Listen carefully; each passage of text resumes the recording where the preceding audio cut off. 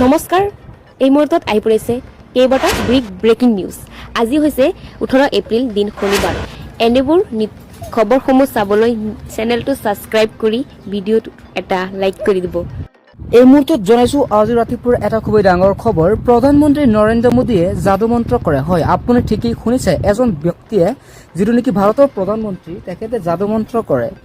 বালাকোটৰ যাদুকৰ মোদী হৈছে প্ৰধানমন্ত্ৰীগৰাকী। ৰাহুল গান্ধীৰ সদনত ব্যক্তিগৰ পাছতে এক হুলস্থলীয়া পৰিৱেশৰ সৃষ্টি হৈছে। মোদীৰ যাদু ভুল হোৱাৰ বাবে এতিয়া যাদু নেদেখুৱাই এই মন্তব্য কৰিছে সাংসদ ৰাহুল গান্ধীয়ে।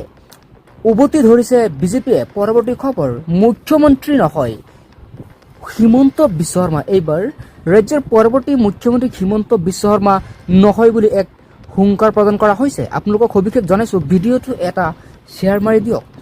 এবাৰ অসমত এইবাৰ কংগ্ৰেছ চৰকাৰ হ'ব। ৰাজ্যত পৰৱৰ্তী যিটো মুখ্যমন্ত্ৰী কংগ্ৰেছক মুকলি সমৰ্থন জনাইছে AIUDF প্ৰধান বদৰুদ্দিন আজমল। অসমৰ মানুহ কংগ্ৰেছক ভোট দিছে। AIUDFে চৰকাৰ গঠনত সমৰ্থন কৰিব সম্পূৰ্ণ কংগ্ৰেছক।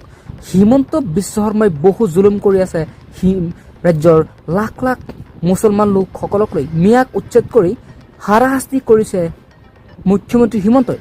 বিজেপি চৰকাৰৰ দিনত এয়া নহ'ব, পুনৰ হ'ব সমষ্টি পুনৰ নিৰ্ধাৰণ। হয়, আপুনি ঠিকেই শুনিছে, কেন্দ্ৰীয় গৃহমন্ত্ৰীয়ে এক বৃহৎ মন্তব্য কৰিছে। তেওঁক সদনত উত্থাপন কৰিছে সমষ্টি পুনৰ নিৰ্ধাৰণ কৰি বিধেয়ক গঠন কৰা হ'ব। তিনিখন ঐতিহাসিক বিধেয়কক লৈ ভোট কেন্দ্ৰ সংগঠন হ'ব। মহিলাৰ আসন সমষ্টি পুনৰ নিৰ্ধাৰণ হ'ব বিধেয়ক।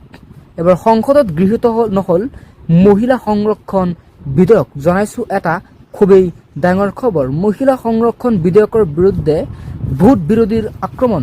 দ্বিতীয় তৃতীয় ভোট নোপোৱাৰ বাবেই গৃহীত নহ'ল। ভোটদানত অংশ ল'লে 528জন সাংসদে। NDAৰ সপক্ষত 298টা ভোট সংৰক্ষণ কৰা হৈছে।